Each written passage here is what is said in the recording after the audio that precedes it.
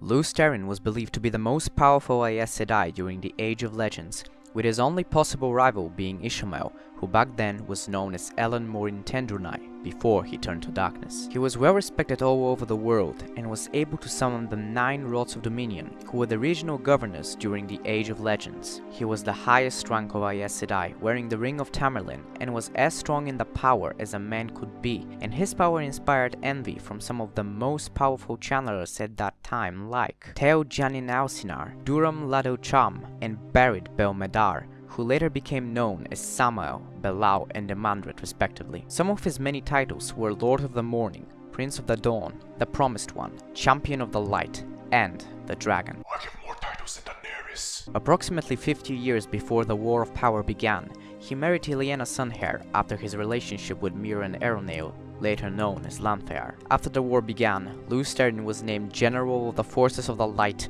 leading them to many great victories. At some point during the war, he humbled Ishamael and defeated him at the gates of the greatest city in the Age of Legends, Paran Dizan. However, envy overtook many of Lews Therin's greatest generals and caused them to defect to the Shadow, shifting the war in favor of the Dark One. Because of this, the Aes Sedai began creating the Choden Khao in hopes of defeating the Dark One by brute force. However, as soon as they were finished, the forces of the Shadow overtook the city in which they were being built. Fortunately, the invaders were ignorant of the existence of the Choden Khao. The women Aes Sedai were insistent on attempting to recapture the city, while Lews Therin proposed a decisive strike at Chayol Gu, where they would place 7 seals to seal the Dark One away again. Many Aes Sedai were opposed to this idea. Among them was Latra Bossa Desume, who convinced all the strong female Aes Sedai to oppose this, which created the Faithful Consort. Lews Therin believed that the Faithful Consort's plan was much riskier than his own, so he assembled 113 male channelers,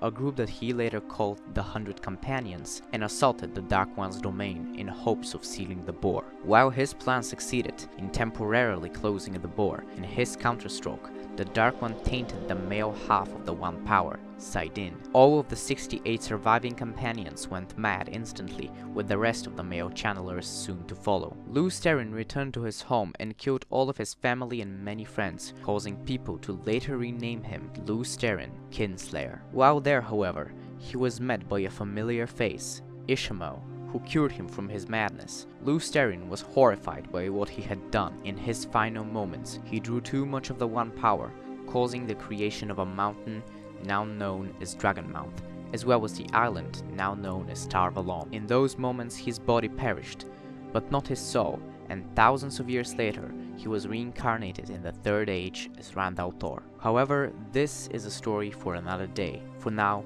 thank you very much for watching, subscribe if you enjoyed this video, and I will see you again really soon.